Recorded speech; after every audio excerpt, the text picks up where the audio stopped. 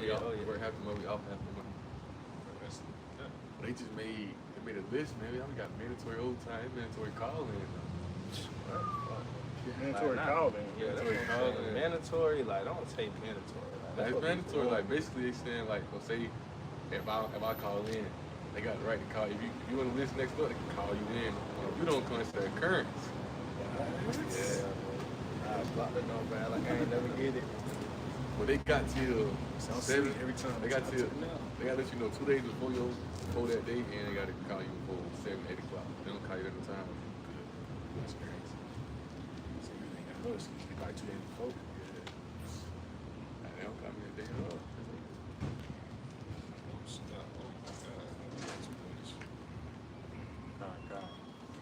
All right. Shalom, shalom. Keepers of sheep back on the highways and byways. Prophesying downfall of America, aka Babylon the Great.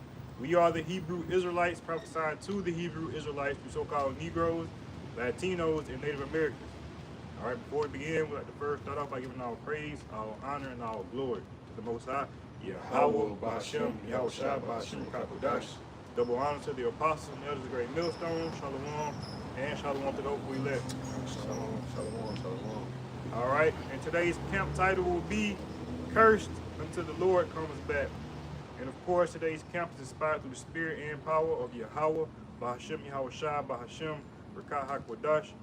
All right, but just want to make a few points on basically how we are still cursed, all right? The curses of Deuteronomy, they are still in effect, all right? We're still in captivity. We still got to go to work. We still got to clock in, all right? With that being said, meaning you still have to fight, all right? You still got to get up every day, basically almost like we went to the last camp, all right? How, this is not, this is not training, all right? We're really, we're still here, all right? We still got to operate in the spirit. All right, we still got to try to keep the commandment to the best of our ability. All right, and brothers ain't gotten there. We can go straight to Deuteronomy, but I got a quick piece of real fast. Going to that point, how you say, we still here, and understanding that, only less known like a few days ago, I decided you can't undermine the curses. Jake, our people look at this place, when we get into Deuteronomy, it speaks about how we'll never have rest of the people, right? Jake be trying to find rest, he be trying to find wealth, trying to find all these things, not understanding that we still under those curses. That's why, in a sense, that's how we also sent her to suffer, right? But Jake he look at the way Esau, lives and these other nations, how they got their spot in this world and think that's for them, right? Not knowing once again that, we're under the curses, right? But this is Psalm 73, right? And I'll read verse 5 straight to the point.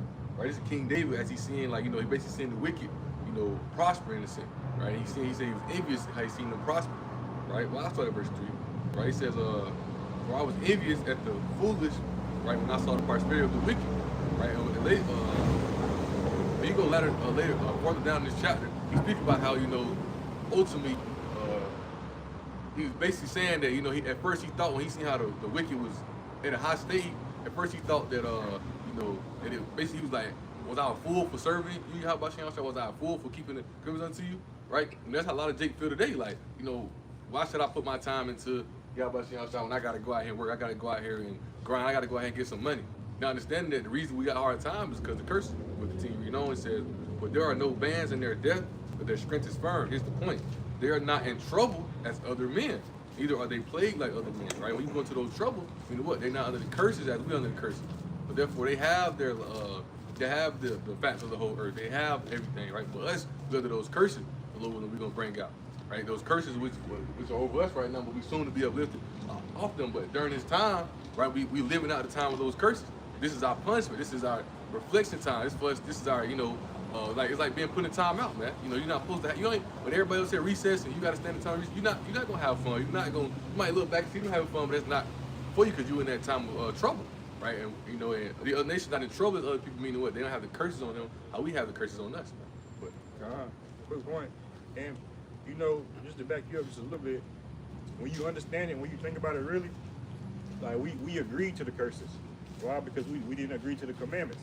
All right, so it's like somewhat like a legal situation, or like so, say you got papers on you, and you don't operate under the regulations for the house monitor or probation or things of that nature, and you subject to what? You subject to payments or imprisonment, things of that nature. So we under a legal agreement or bondment with the Most High Yahweh Bashim Yahweh Shah, and you know we didn't keep up our part of the agreement. So why now we subject to curses?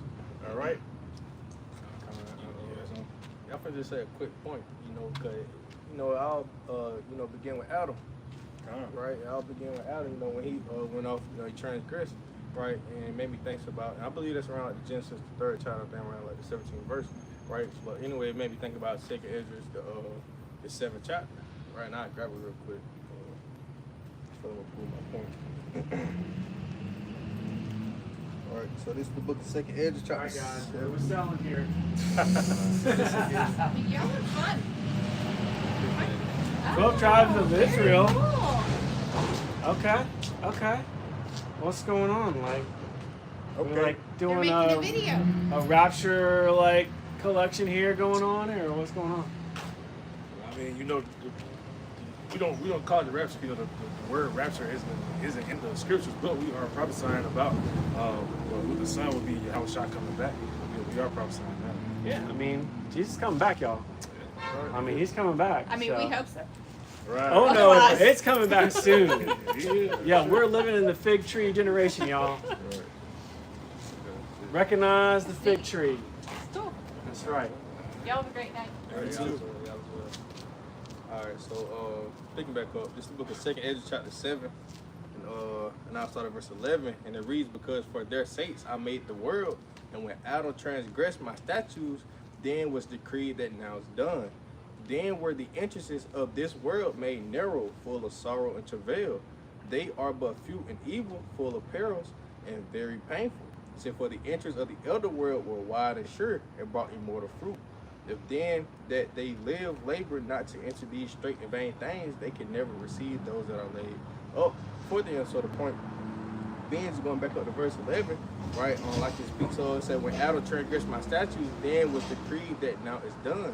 Then were the entrance of this world made narrow, full of sorrow and travail." Right? Ultimately, that's the curses, you know, being put upon, you know, Israel, right? And for us to have to go through that straight and narrow gate, right? Ultimately, you know, the curses, you know, our livelihood, you know, the philosophies, you know, the idols, the captivities, you know, so forth and so forth, right? So all these things were put upon us as Adam, you know, transgressed the law because, transgressed the law because what? This world is supposed to be made for us. It's supposed to already be broad, wide. We're supposed to inherit with the earth, right, and things of that such. But when Adam transgressed, that's when the Lord made everything difficult for his own people, right? Ultimately, so we had to go through that straight and narrow path. Real quick, in that chapter, you go jump down to verse 46. Yeah, come. So this 2nd Esdras 7, and I'll start at verse 46, and it reads, "I answered then and said, This is my first and last saying, that it had been better not to have given the earth to Adam, or else when it was given him, to have restrained him from sinning." So I brother breaking out, you know, it's for Adam. And you know, in 2nd chapter 7, it's going into that suffering that straight brother brought out. We have to go through to receive the kingdom now, right? And it's just like, hold on, like, you know, it was better for you not even giving it to Adam, or you should have made him not sin. Like, you got control on it. You should have made him perfect when he went out, because the sufferings and the hardships we have to go through to get to the kingdom. He's seeing how hard it was. The angel Uriel breaking it down to him, right? He's showing him, right, that straight gate.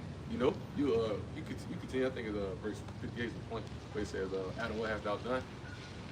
Con. So picking up at verse 47, 46. it reads, "For what profit is it for man now in this present time to live in heaviness, and after death to look for punishment? O thou Adam, what hast thou done?" So you ask, like, what you done? Look, like, cause we living out the time of that now, right? We living out the punishment from Adam went off now, right? You know, right? That's when you go into Romans chapter 5, it speaks about that first Adam, and the one who the figure of him to come is going to speak like Yahweh Shah, and it speaks about you guys real fast, Romans 5, and 13, right? It says right? It says, "For until the law, sin was in the world, but sin is not imputed when there's no law," right? So this is going into, you know, basically, right, the track of the law in a sense, right? You know, from Adam going off to the law being given to us, right? And as the brother speaking out, the law was given to us as an agreement for us not to stay in that way of basically sin in sin, right? You know, the law was given to us. When you go to Romans chapter 3, it tells you the law was given to us to show us what sin was. We had an agreement. We have a covenant. We didn't have about Shem Shah, but we broke that covenant. We broke that agreement. So ultimately, we chose it. Like, we chose that component. Because we chose that, you know, that sinful way. And I'll finish off verse 47. Verse 40. Verse 48, Salakia. It reads, O thou Adam, what hast thou done? For though it was thou that sinned, thou art not fallen alone, but we all that come from thee. Yeah, that was Yeah, you got it. Okay, but that's not the brother point. Like you said, what that sin in the law. The scriptures give us a clear definition of what sin is. For sin is the transgression of the law, right? So, like the scripture just said, without one, you don't have another. But again, just harping on the point, going into those to Israel being under those curses, right? And then we can go into Deuteronomy 28, right after this. But this is Daniel 9, and I start at 9. It says, to the Lord our power belong mercies and forgivenesses, though we have rebelled against him. Neither have we obeyed the voice of the Lord our power to walk in his laws, which he set before us by his servants, the prophets, right? Because again, when you go throughout, really the history of Israel, they have continuously gone off, right? The Lord may deliver them, for example, in Exodus with Moses, right? He may deliver the people, bring them out of slavery, and they go right back off again, right? And it's been a continuous cycle ever since, right? Verse 11 is really the point. It says, yeah, all Israel have transgressed thy law, even by departing, that they may not obey thy voice. Therefore, the curse is poured upon us, and the oath that is written in the law of Moses, the servant of the Most High, because we have sinned against him. So that's, again, just really bringing home the point. That's why we're under these curses, right? And it's going to tell you that in the book of Deuteronomy, chapter 28, right? On why we're under these curses, how we got up under these curses, and, you know, how long it'll last, things that nature. And I'll continue on, verse 12. It says, and he hath confirmed his words, which he spake against us, and against our judges that judged us, by bringing upon us a great evil, for under the whole heaven have not been done as has been done upon Jerusalem, right? We have went into slavery or into captivity under essentially all the nations under heaven, right? We've always been in captivity, right? And that's where we're in now. We're still in the land of our captivity, right? We're not free. We can't do as we please. We can't, the place that we're in, the laws aren't clean, they're impure, right? We're stuck in this wicked place, you know. But that's Daniel 9. We went through Deuteronomy, right? You'll see how, it talks about, we read the last piece of the road, 11, when it speaks about something will be done to Jerusalem and not they ain't been seen in the world. Verse 12, Daniel 9 and 12, it says, he hath confirmed his words, which he spake against us, and against our judges that judged us, by bringing upon us a great evil. For under the whole heaven have not been done as has been done upon Jerusalem. So even when we go through Deuteronomy, I can't think of the exact verse it is, but I know through Deuteronomy today, go to the curse. He speaks about he should bring a nation from afar, so that's an eagle. But that's that same eagle from what 2nd Ezra chapter 11, right? Same eagle. Ezekiel 17 we speak about the Roman Empire. We going to that right there. They speak about when the Roman Empire came in 60, 80, 70 AD and came in and destroyed our land, destroyed our people, right? And that's that was a curse that Most High told it was going to come upon us, right? How we still in those curses, man. We still in that captivity. Are we not still in captivity under the Roman Empire? Right? We still in those curses. You can't undermine the curses. Jake be trying to go around the punishment. You can't, right? 2nd Ezra said we got to go through it. We got to go through that, right? And we soon to be uplifted from these curses. Your curses soon to be uplifted above us, thrown into the other nation, right? But so like I got a quick precept, right? Ultimately going off of y'all points also, because Shah mentioned earlier how these curses are going to last ultimately until your house shot make its return, right? But I'm gonna read this real quick in the book of 2nd Ezra chapter 6, and I'll start at verse 58, ending at 59. It reads, but we thy people, whom thou hast called thy firstborn, thy only begotten, and our fervent lover, are given into their hands. If the world now be made for our sakes, why do we not possess an inheritance with the world? How long shall this endure? Right? And ultimately, it all goes back into what? The curses, right? Because, ultimately, Adam being an Israelite, and being ultimately Yahweh shot through the Spirit, right? We supposed to inherit to the earth, right? Us being the Lord chosen people and things of that such. And after we bring out the curses, Lord willing, we read verses 1 through 14 and show you what it could have been, if we follow the laws, commandments, and things of that such. But now us being under the curses, we don't inherit with nothing of the world. We don't inherit with the people of this earth. We're made the tail, and in the other nations the head. When in reality we the head, and they're supposed to be the tail, right? But these are the curses, and Ezra at the time, he ain't understand it. Right, so I'll read it again. Verse 59 says, if the world now be made for our sakes, why do we not possess an inheritance with the world? How long shall this endure? And this is going to endure until your house shall make a return, ultimately deliver us and, we receive that salvation. Until then, these curses still going to whip our ass until the very end, right? But, brother, you got it. And the quick point is, well, the prophets spoke about the curses a lot when you really think about it. It just ain't necessarily use the word curses. Like when you go into Luke. We go to Luke. We go to Luke about the parable of Lazarus and the rich man. They talk about how the dog licked the sores. When you go to those sores talking about the curses, right? Those Isaiah chapter 1, verse 6, speak about those wounds that we have. Those are the curses that are upon us. This is ultimately, right, that we're not going to be on high in this world. We're not going to have a good life in this world, right? The prophets spoke about it, and they understood that, But as you see, Jake don't want to pay attention to that. Because like the brother, once again, how you mentioned, we could have had the good thing, but we chose the wrong way. So now you reap what you sow, man.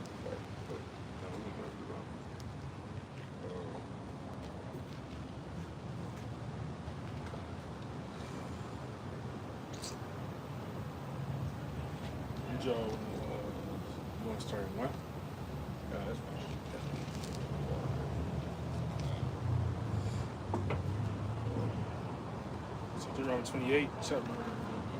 Deuteronomy chapter 28, verse 1. It says, and it shall come to pass, thou shalt hearken diligently unto the voice of the Lord thy power, to observe and to do all his commandments which I command thee this day, that Yahweh thy power will set upon thee, or will set thee on high above all nations of the earth, right? So like the brother was just saying, and we're going to read 1 through 14. He's telling you right now, if you do all the things that he tell you, which means what? You follow the commandments, you follow the laws, do all the things that he gave to you, because when you go into Romans 9, right, verse 4 specifically, it talks about how he gave Israelites, it says, who are Israelites, to pertain to the adoption, so on and so forth. But then it says in the giving of the law, he gave us the law to do what? Set us apart, make us holy, set us apart from, the heathens, the pagans, those who didn't believe in, or those who weren't Israelites, essentially, right, to set us apart, right?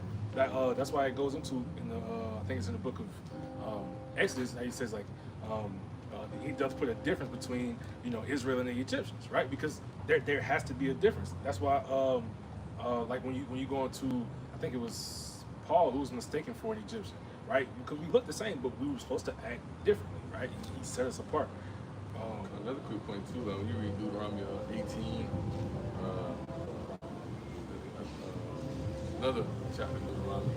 I know Deuteronomy 4 speaks about giving the law, so we want to do the other, but in a sense, right? The point is, right, when you read that chapter, you read those chapters, right? It tells you about how the abominations, what nation had going on, like the Egyptians, the Canaanites, right? When you go to Deuteronomy 71, he told us to destroy those people because they had all those wicked things going on, sacrificing children, right? Praising unto idols, doing all these abominations that was against Yahweh Shah. Right? That's why in the book of Baruch, when it says chapter 4 and verse 6, it speaks about the things that are pleasing to the Most High made known unto us. Because he gave us that law for us to, in a sense, walk in his order, walk in his way, right? Walking that righteous path, which he gave us the law to do that, as brother mentioned, to separate ourselves, not moving the way these heathens was moving, not moving the way they was doing, because they was wicked, man. That's why what Babylon has going on today, and took it to a higher extreme, where you had that going on back then, but just, you had that necromancy, you had all type of things, all type of wicked things going on back then, man. Egyptians, the Canaanites, all those things. It had a lot of wickedness going on, and the Most High didn't want us to take part in those things. This house today, he don't want us to take part in those things. Two quick precepts, Deuteronomy 14 and 2.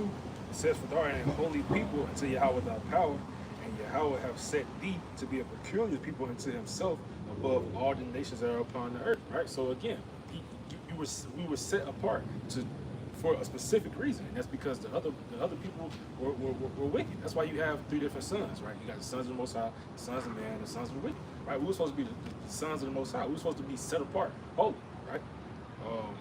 I also read this one, Psalms 135:4. It says, "For the Lord hath chosen Jacob unto himself, and Israel for his peculiar treasure." Right. So again, set apart. Peculiar means to be special, be different, right? But that's what I read in Romans 5. It goes into the Adam, right? There was no law, but it goes into Adam and to Moses, who Moses was given the law to give to the Israelites, man. Going to that track record of the law, which was given to Israel to walk in the right to according to the Yahweh. So I was going straight to verse 2, right? Deuteronomy 28:2, it says, "And all these blessings shall come on thee and overtake thee, if thou shalt hearken unto the voice of the Lord thy power. Blessed shalt thou be in the city, and blessed shalt thou be in the field. Blessed shall be the fruit of thy body, and the fruit of thy ground, and the fruit of thy cattle, the increase of thy kind, and the flocks of thy sheep. Blessed shall thy basket and thy store. Blessed shall be when thou comest in, and blessed shall thou be when thou goest out. The Lord shall cause thine enemies that rise up against thee to be smitten before thy face. They shall come out against thee one way and flee before thee 7 ways." Right. So it's going to the points that we would have been, untouchable essentially. Right. We would have been able to, we would have flourished in, whether it be food, whether it be, just day-to-day life, right? You say cattle, right? When you go into the city, when you go out, you're protected, right? You don't have to worry about any of the worldly wicked things, right? Think about when King David was ruling, right? Nobody could come up against him. Nobody could come up against him. He went through the second 7 chapter. You read about it. He was destroying all of them, man. The Edomites, right? They was going through destroying everybody, right? The Most High had a covering over them. They speak about it. The Most High covered them wherever he went. Verse 8, it says, "The Lord shall command the blessing upon thee and thy storehouses, and all that thou settest down to thy hand unto, and he shall bless thee in the land which the Lord Yahweh giveth thee. The Lord shall establish thee an holy people unto himself, as he hath sworn unto thee. Thou shalt keep the commandments of the Lord Yahweh and walk in his ways. All people of the earth shall see that thou art called by the name of Yahweh, and they shall be afraid of you." Right. So again, we would have been completely covered, right? When people would have seen, because again we're set apart. So like when you have laws and such that say people that have beards and people they don't have certain cuts, people who aren't bald, things like that, right? When you see it, it's like, man, not to mess with the Israelite man. That's why when you go into that story. I forget the Hebrew names, but Shadrach, Meshach, and Abednego, right? What happened when they went to that fire and they came out untouched? The leader of that nation said, if anybody cursed your power, which again that goes into how everybody then knew that Yahweh Bashim Al-Shah belonged to Israel, right? But it said if anybody goes against your God, then they'll be punished, right? Because they feared Yahweh Bashim Al-Shah. Yeah, precept. This is Romans 4, verse 6 and 7. I read it in the NLT, right? It says, "Obey them completely," speaking of the laws, obey them completely, and you will display your wisdom and intelligence among the surrounding nations. When they hear all these decrees, they will exclaim, "How wise and prudent are the people of this great nation? For what great nation has a God as near to them as the Lord Yahweh, our power, is near to us?" We call on him, right? Back and brother up. We walk in the righteous way, right? When we give the laws to separate from the nation, all the nations see us and know not to mess with us, know not to try us, right? Because Yahweh Shah is on our side. What he said in the book of Second Maccabees, right? We have power we have help from the heavens, man. Right? Nobody can come up against, nobody can touch us when we walk in the righteous way.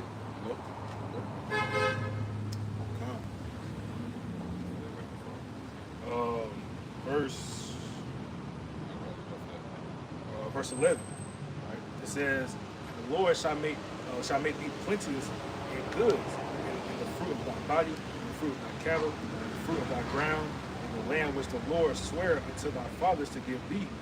The Lord shall open unto thee his good treasure, the heaven to give the rain unto thy land in his season, and to bless all the work of thine hand. And thou shalt lend unto many nations, thou shalt not borrow. 13, it says, and the Lord shall make thee the head and not the tail, and thou shalt be above only, and thou shalt not beneath, and thou shalt not be beneath. So like, Real quick, really think about that's how you know it's think about it all, man. This Heavenly Father, we go to chapter 30 speaks about how the Most High showed Moses everything. Most High showed Moses even when he get up to law, we were going to go off, going to come back in. But reading that made me think about right how everything's been set, man. You can't trump prophecy. When you read Genesis chapter 3, right, you go to that that serpent, which was that male and the male, that evil spirit upon him. When lady came through Cain, came back to Esau, Edom, right? The Most High put a curse upon him. He said, thus shalt thou eat in all thy days, right? Meaning he's gonna be confused on thy belly thou shalt go, right? And he said, I shall put an enmity between thee, right? Let me go to it. And he said, the point of getting to it, it said, bruise their head. I'm gonna read this real fast. Genesis 3 and 15, it says, I will put the enmity between thee and the woman, and between thy seed and her seed. He shall bruise thy head, and thou shalt bruise his heel. Right? They bruising our head, right? Because we're being brought down to low places, which we wouldn't be put in these low places if we wouldn't have broke these laws and commandments, right? But they bruised our head because we put in low places, bruised their heel, right? Because we brought down out of power. But it shows you how prophecy always gonna overcome in the end, right? Most High already told Moses of us going off and coming back, right? Most High knew this. Most High knew we was gonna go out. He knew that we was gonna slip. That's why Yahushua had to come, right? Most High knew he had seen Yahushua, but that's what that was the point that he didn't do when we read that. I started top of verse 13. It says, and the Lord shall make thee the head and not the tail, and thou shalt be above only, thou shalt not be beneath. If that thou hearken unto the commandments of the Lord Yahweh, which I command thee this day to observe and to do them. Verse 14. God. Quick point. And just because what you said, just because, back you up a little bit, Muhammad, in the Genesis, you got to understand, if we had kept the commandments the first time, the world, right, not only us, but the world, all right, all other nations would be blessed, all right? So us being cursed leaves the rest of the world to be cursed. That's why I said, I think in verse 17, it says, and unto Adam, he said, because thou hast hearkened unto the voice of thy wife, has eaten of the tree which I command thee, saying, thou shalt not eat of it, cursed is the ground for thy sake, and sorrow shalt thou eat of it all of thy days. And it's another verse in Genesis, basically saying how, because before that, the Most High He provided for us. Now we have to go to work. We got to work for everything, right? All right, goes to that Proverbs 22 and 7, right? We're gonna be a borrower to the lender. Who's that lender, right? Esau, Edom. They having the riches, they having the fats of the earth. When they borrow, we have to get everything from them. We got to go slave in their job just to get a living here, right? They look at it. They look at it as not necessarily slavery or whatnot because you're getting paid in a sense, but you're slaving, man. The money you're making, you can barely survive with it, right? You can barely live in this place. And Esau know they're doing, right? If you truly sat there and seen the millions and business dollars they're making from the company, you'd be grateful for what you got, but you wouldn't be too much. You wouldn't be that more happy about them $1,800 check or how much money you getting, right? You'd be like, dang, hold on, I'm only getting this portion and you getting this portion. The pie chart is all uneven, man. This is uneven, But it show you that Jake don't really have a rulership mindset. Like Jake don't want to get in. It's a part of the curses, but Jake don't want to be the head. All right, he don't want to, because us being Israelites, that's part of our calling, man. Not saying we're supposed to take care of other nations, but that's part of us being. That's part of being an Israelite. That's part of being God's chosen people. Because again, look at the Most High. We say He reign on the just and the unjust. All right, so how much more us, right? It just said that in verse 12, right? It said, thou shalt lend unto many nations, right? Because that's how it's supposed to be. They're supposed to come to us and want for things. But as we'll get to, as we go throughout this chapter, it got flipped, right? So now we have to go to them and want for everything, right? But so verse 14, it says, and thou shalt not go aside from any of the words which I command thee this day, to the right hand or to the left, and to go after other power or after other gods to serve them, right? And then verse 15, unless you had something to say, 'cause I know you wanted to go through 14. Now I'm just finna say, now y'all was on point, right? But ultimately just going through verses 1 through 14. Ultimately we're gonna be like the true kings of the earth. You know, cause the kings are everything. You know, they don't be in wantness of anything, right? They got all the authority, the power, you know, all the goods, the riches, etc., etc. And the people got to come to this king or the king workers ultimately to ask them for things and things of that such. Right? Ultimately, that's what the Lord's gonna give us, portions of the earth. Ultimately, the fatness of the earth to thrive, you know, to lead and ultimately to rule in righteousness, right? But ultimately, it came for the better, right? 'Cause a lot of people say, you know, if something start out good and great, ultimately it falls down. But when, you know, like people say, you know, places say better is the end of a thing than the beginning. God, and it made me think about worse things become worse before everything gets you know, gets good, right? So ultimately we got to go through this hell, you know, this storm and things of that sort, ultimately for the greater things. So ultimately the Lord paid it out perfectly, even though we got to go through these things, through the curses, things of that sort, right? But it's all, you know, through the Lord's movie in a sense. Like brother Shaw said, you know, that Jake don't want to have a rule class mentality. Obviously about this lesson, you know, he need to watch it again. The other apostle, the warrior, you know, he went into lesson entitled, you know, this truth put you back in that rule class mentality, right? Because it's like when you get in trouble for something, say, hey, like we got in trouble in this, right? So we can't, you know, do extra lunch. We can't do this what everybody else doing, right? So the next time that come around, you're not gonna do that again. Right, goes into once again prophecy, man. Right, Most High speaks about now you're a proper God. As speaking about, you know, we're supposed to be gods of earth. When you go into Genesis, Most High put Adam here. He said, "I put man on earth to dress it, meaning to keep it, to take care of it." Right, but when we went off, right, the Most High seen at the time, you know, in a sense, when you think about it, we wasn't fit yet, right, because we didn't know wrong yet. We had that, you know how it is. You got that mindset to chase things that you know you're not supposed to do, right? You know, so Most High we had to go in that path in that way. Right now, that straight gate that we in is showing us that now we know righteous. Now we're gonna be proper God, be able to show you like, hey, the earth was in this point, right?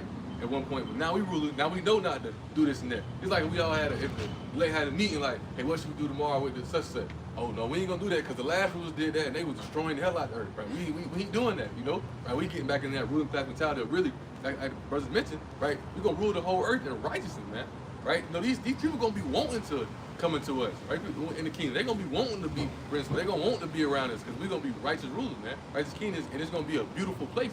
Right? Think about with Solomon. Everybody over wanted to come see how beautiful the kingdom was. You know? You gotta think, why you think these other nations wicked and things of that stuff? Because like Esau, he's wicked, but he thriving off his wickedness, right? And ultimately, he made these other nations rich off his wickedness. Same thing with us, right? We gonna be ruling in righteousness, and they gonna see all the glorious and good things that we see. They're like, oh, shit, I'm trying to be like them. So what they gonna try to be righteous, right? It's vice versa. That ultimately goes into what's gonna happen when we get into the new covenant, right? When we get to the new covenant, like you said, we're gonna be proper, right? The law is gonna be written in our inward parts. We're not gonna have to teach them about it. We're gonna know, you know what I'm saying, the right from wrong. We're gonna have it all, right? But that just proves that we're not in the new covenant yet, right? Israel isn't that perfect being or yet, rather. We're not that perfect being. We're not immortal, right? We don't have those immortal spiritual bodies. We don't have those things yet. So we're still working towards it. That's how we know we're still under these curses. We're still in that under the old covenant, right? You got a precept? I will see if I can find it.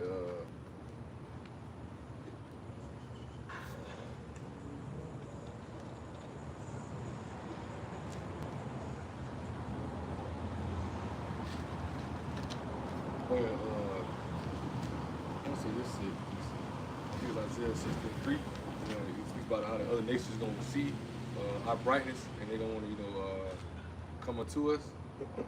So what is it? Isaiah 63.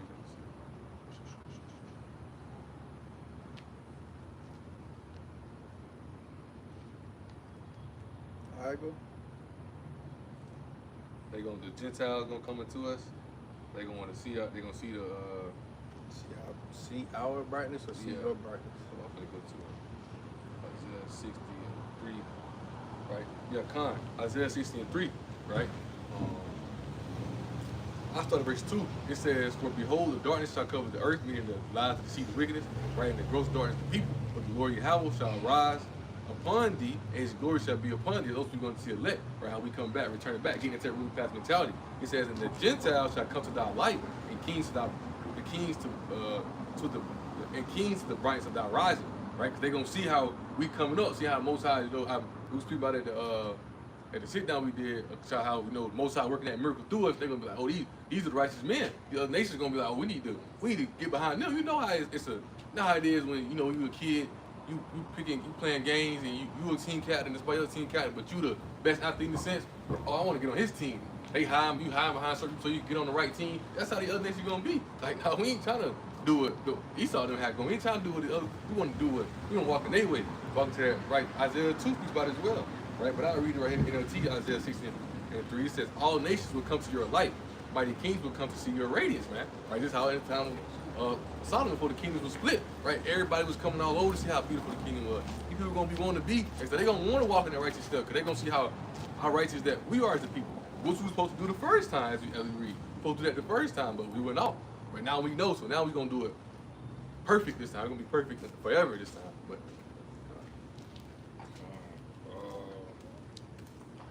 quick precept going into what you were saying about the other nations, right? Isaiah 14, and I started at 5, right? I started at 4. Just like, because like you were saying, you know what I'm saying? Especially when we get into, the new earth, if you will, right? When the Lord redoes all this thing, when he comes back, destroys America, we go back to Israel, right? All the other nations, they gonna like long to be with us, right? Because they gonna know, right? These are the people of Yahweh Shem Yahushua, right? So starting at 4, right? It says that thou shalt take up this proverb against the king of Babylon and say, how have the oppressors ceased, the golden city? The Lord hath broken the staff of the wicked and the scepter of the rulers. He who smote the people in wrath with a continual stroke, he that ruled the nations in anger is persecuted and none hindered. The whole earth is at rest and is quiet. They break forth into singing. Yet the fir trees rejoice at thee, and the cedars of Lebanon saying, since thou art laid down, no feller is come up against us, right? So that's how it's going to be, man. They're because of course they're going to be subject to us, but after a certain point in time, they're going to be able to, go out to their own lands as long as they do what we tell them to do, essentially, right? But it's going to be peaceful, right? Because we're going to rule it righteously. So this is going to be the spirit of the end. Ever since Babylon, America went down, nothing bad has happened, right? Because Esau, Edom, they're wicked rulers, man. I'll preach that real fast. This book is Sirach, Ecclesiastes 10. I started verse 1. It says, a wise judge will instruct his people, and the government of a prudent man is well ordered. As the judge of the people is himself, so are his officers. And what manner of man the ruler of the city is, such are all that dwell therein. When you look at it, look who rules today, and look at the world of the people today. We just read the earth grows darkness because this dark kingdom, these wicked lies, deceit, this wickedness has got this place covered, right? But when we become rulership, right, think about how this is going to be. Righteousness, pure, pure righteousness. Lack of a better word, ain't even no words to try to touch you with. It's going to be a righteous kingdom, a beautiful place, right? Because the people who are ruling are going to be righteous people, perfect people, right? And only the Israelites are going to be perfect, right? But understanding, right, these other nations, like Brother mentioned, they're going to walk in that righteous way. They're going to want to walk in that righteous way. Because there's going to be a righteous judgment behind it. There ain't going to be no more sneaking behind the scenes and doing those certain things, try to hide under the rug, killing people and going to a courthouse and you being exonerated. Ain't going to be none of that, man. Right? It ain't going to be none of that. It's going to be a righteous place. They're not even going to want to commit iniquity. It's so much, this place so wicked, iniquity is like a part of this place. Like sin, killing, all that, it's a part of this place. That's a day-to-day thing, this place. That's the energy that they putting out. God, it's not going to be in the kingdom because why? You're going to be righteous rulers. It's going to be a perfect place. It's like a culture in a sense. When you go into a certain place, right, you pick up the culture of what's going on there. Oh, this is a good place, but I don't want to do that, right? But I got to appreciate as well. What you got? Probably explain that too. Go ahead. You can go ahead and read. Kind of, just back up the brother point. Proverbs 29:2. When the righteous are in authority, the people rejoice, but when the wicked bear rule, the people mourn them. Right. So when we become in rulership and things that say, hey, the people gonna rejoice. Hey, because why? Also, we want to have that high energy. It's gonna be a high vibration. Right now, we're living in a low vibrational time. Right. We got war going on, famines. Ultimately, our defense, they plagues. you know, pestilence, you know, it's got damn mosquitoes with these damn diseases and things that said, you know, man, it's a lot of things that's going on, right? And the Lord only going to continue to ramp it up, right? So we living now in a time of, you know, low vibration and things that said, but soon it's going to be a high vibration, you know, righteousness and things of that such. And ultimately, not only Israel, but other nations are going to be able to rejoice as well until their time is up, right? What's the best way to get to Alton Memorial Hospital? That's the Memorial Hospital. What's the best way, y'all? Ain't that Memorial Hospital like over there? I don't know. It's on the hospital. The hospital. I'm walking now. It's on Ahmed. Yeah.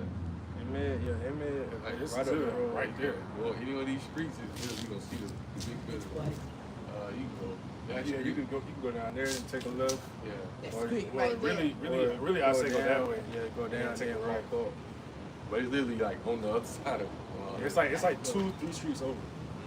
So go this way. Either way, really. It's I really get 2 it. streets, like 2-3 Okay. streets over. Khan, can you reiterate your point? Oh yeah, basically I was going into, you know, when we become a rulership, right, we're going to ultimately be, the earth going to be ran in righteousness again, you know, ultimately led by Yahweh Shah, right? But, you know, when we in rulership, ultimately the other nations, they're going to, you know, ultimately abide by us, but they're going to rejoice unless their time is up, because, you know, ultimately, shit, they ain't got no choice. But ultimately, right, shit, that's how everything's going to, you know, be ran, right? And, you know, righteousness and things that says, ultimately, they're going to be able to, you know, or we're gonna be able to provide for them and help them out and things like that. I can't really remember my point, but Khan, I mean, I just wanted you to get the point back because she got now. But, Khan, so this is, again, just going to the point on how you know, worse off the earth is now, because like the scriptures say, you know, the earth it goes wicked through age, right? Through age, why? Because we're not in the rulership, right? So this is Romans 8, and I'll start at 18.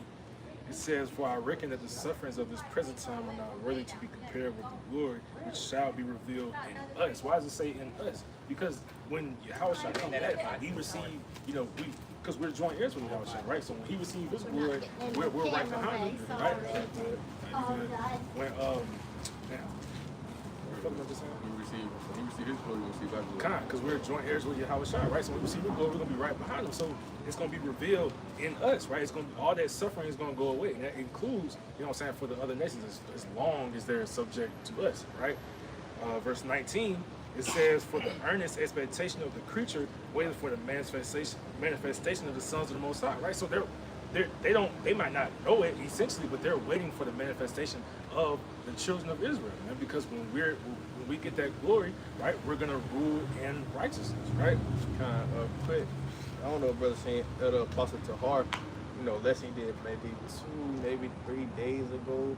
Basically just going into how it's a shortage over there in Russia, right? 11 million like 11 to men. 1. Yeah, it's 11 million men shortage over there in Russia due to the war, right? And the Russian women ultimately they seeking after us basically. And Elder Apostle Tahar was going into how they was at a museum or you know something like that, and some Russian women, I believe they were Russian ladies, that came up to them, but he was telling like, yeah, y'all gonna be our slaves in the kingdom, but they were willingly telling like, yeah, we'll be our slaves, things of that such. But you know, ultimately in the kingdom of heaven, they gonna be willing to you know follow our community, things of that such. Ultimately, we gotta teach them, right? But once they being taught and things of that such, ultimately they're going to abide by us and things of that such.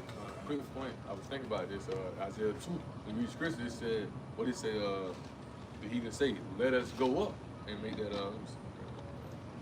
Yeah, they gonna want to be our service handmaids. Isaiah 2, right, and I just get to the point in verse 3, it says, and many people shall go and say, come ye, let us go up to the mountain, which is basically a metaphor for like rulership, Yeah, right, the governing body, right, you have Yahweh Shai, right, you have King David, you have the 12, you have that governing body, which is the elect, right, it says, let us go up to the mountain of the Lord Yahweh, to the house of the power of Jacob, and he will teach us of his ways, and we will walk in his path, for out of Zion, or Jerusalem, right, shall go forth the law, and the word of the Lord Yahweh from Jerusalem, because Jerusalem will be that capital city. But they saying, hey, we're gonna go up, let's go up to them. That's fine, they're walking the righteous path. It's like, they waiting on that, right? It's just a quick point, I don't be too long. I was just thinking about this in spirit, right? Even going back to the point what Brother Kashai said about it being a rule class mentality. Jake don't understand this because the wicked is leading them the wrong way, right? The wicked is putting in their mindset that you a nigga, you this, you that, you ain't nothing, you ain't nobody, right? But when you understand this truth and understand the curses, right? You understand why we here and what put us here. Esau, you ain't do nothing. And this is like the brother said again. We did this on our own. We chose this way, right? We chose this, right? But now we have through Yahweh Shai, we have the chance to get, we have the way to get back into that righteous path. Right, which all these things we read about, the good things, nothing rule. This is what's going to go down in the kingdom. We ain't speaking as woulda, coulda, shoulda thing. No, this is what's going to go down in the kingdom to come. Right, we back to the way through the blood of Yahweh Shai. Right, but we just speaking in the lesson. You can't undermine the curses because that's what put us here today. And when you understand the curses and how we got here and ultimately what put us here, ultimately the curses, right? It puts you back to that ruling class mentality. Esau can't control your mind no more because you ain't holding me back. I'm not living check to check, or I'm not having, it ain't that I ain't having no riches or living this fancy lifestyle because you won't allow me to. It's because it's not set for me here. And the curses help you understand that, right? The sufferings that you have about you also help you understand that. Ultimately, like you were saying, going into those other nations, right? When you go into the book of Revelation, chapter 17, it tells you at the end of the day, when all is said and done, they're gonna start to hate the world, right? They're gonna hate them, and then again, they're gonna be subject unto us, right? They're gonna come up to us, and then when you go back into Deuteronomy 28, verse 12, right? It talks about then we gonna be led into them. They're gonna be borrowing from us, right? It's all gonna be set right. It's gonna be the way it was supposed to be. All right. Finishing out this Romans 8, starting back at verse 19. It says, "For the earnest expectation of the creature, waiting for the manifestation of the sons of the Most High. For the creature was made subject to vanity, not willingly, but by reason of him who have subjected the same in hope. Because the creature itself also Like the brothers pointed out earlier with Adam, right? We speaking about how the Most High called Adam to go out for a reason, right? So now we're doing it righteous way. Now we can be righteous God. Now we seeing, like once again, we like to talk broken record, but we seeing how the wicked rule and how the earth is mourning, how the people are going through it, how we're going through it, right? We seeing that. The Most High showing it into us. He's showing it into us, vividly. He's showing it to us right in front of our face. Brothers, we in real time. We seeing this, right? We seeing what happened when you walk there unrighteous way. We see what happened when we go off, right? Most High basically telling us like, look, when y'all not right, look at the earth, right? When y'all not right, look at the people. But when y'all get y'all stuff together, it's gonna be a perfect place. That's what the Most High showing us right in front of our face, man. Right, and it's for us to take heed and listen to it, man. Right, that's what He made us go off so we can learn it. The creature so this vanity. The creature made this flesh in the sin, made it go off. Right, ultimately that's why He's seeing how it's delivered. But ultimately, we have to learn the good and the bad, right? Ultimately, so we can learn from our mistakes or learn from the wicked ways. And it made me think about, I believe it's the book of Revelation where they say that this place is going to be smoked, tormented forever, right? But ultimately it's going to be that example of what's going to happen, when you rule in wickedness, right? And the Lord going to show, not only us, because we're going to have that remembrance of what the hell this was. Y'all went to captivity because what? Ultimately, transgressing the law, right? Ultimately the other nations, they're going to look at the smoke and remember, like, okay, shit, we go out, ultimately this was going to happen to us, right? Destruction, right? And, quick point real fast, man. Point. We got his precept, Ezekiel 36, right? Real fast, and 22, right? Let me go down.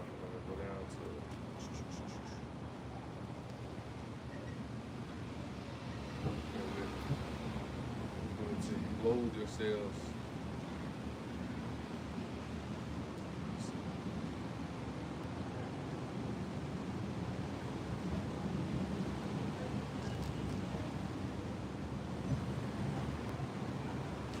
Ezekiel 36. Which time drop? Ezekiel 36, 31. I was just trying to see the exact precept of it. But Ezekiel 36, right, and 31, right, it's going into how, basically, like you just saying, back you up, how, this place is going to be like a memorial in a sense, like the people to see. That's why America was raised up, to show the world wickedness, right, and show the world justice behind it, right? That's why Deuteronomy 32, the Most High said, I fear that your enemy, we basically getting that proper mindset and be like, the Lord have not done all this, right? Cause that's why Jake's so confused, going back to the wicked, the way, righteous is more excellent. Proverbs 12 and 26, the righteous is more excellent than his neighbor, but the way the wicked seduced him. Esau controls Jake's mind, so Jake thinking that Esau is just such a powerful guy.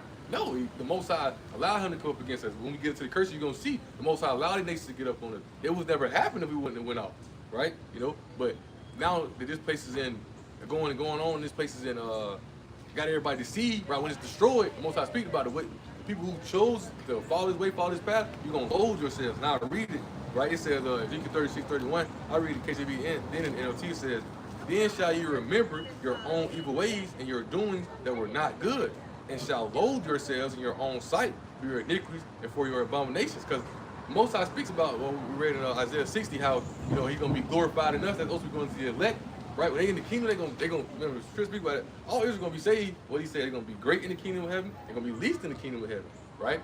So you're gonna have those great men. They're gonna be like, dang, well, we chose this instead of choosing this. We tripping. We was going off, right? We this how Most High showing you now, because the Most High saved wicked men during these times. These men chose that wicked way, so they're gonna load themselves, right? It says in verse 31 in NLT, it says, "Then you will remember your past sins and despise yourselves for all the detestable things you did." He's gonna despise himself. Dang, ain't no way I chose this way. Ain't no way I looked at Babylon and stuff. Ain't no way I would see that battle of Esau. I thought this man was this and that. Thing. This man ain't nothing, right? But.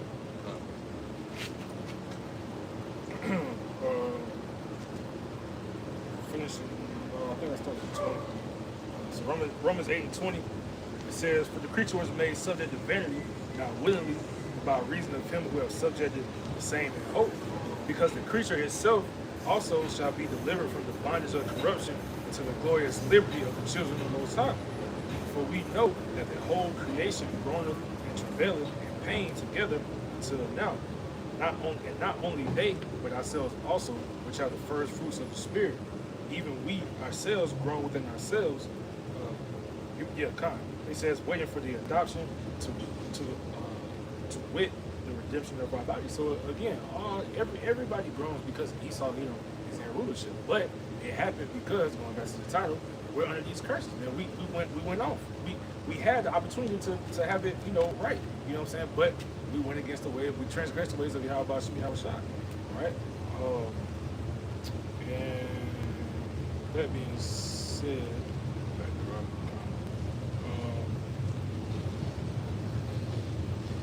When you think about it, also when you think about it, ultimately it was we got the better, deal out of the end. We got the birthright and the blessing. And Esau, what he got the fatness of the earth. Ultimately his blessing was the sword, right? So ultimately, even though we got to go through these things, right? While Esau, he don't live lavishly right now. Ultimately it's for a greater derision in a sense.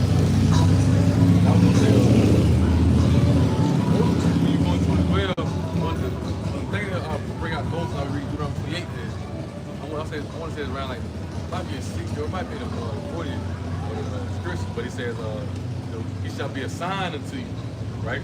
These curses put upon us so we can identify ourselves as well, though, right? So we can understand, like, hold on, right? Get back to that root path mentality. But we are these people, right? When you read Deuteronomy 1 through 14, like, man, dang, hold on. This is gonna be a good thing, cause we don't. Jake read those things. Jake would think this for him the way we was going on earth today, right? And you read verse down, you like, hold on, it's like on slave ships.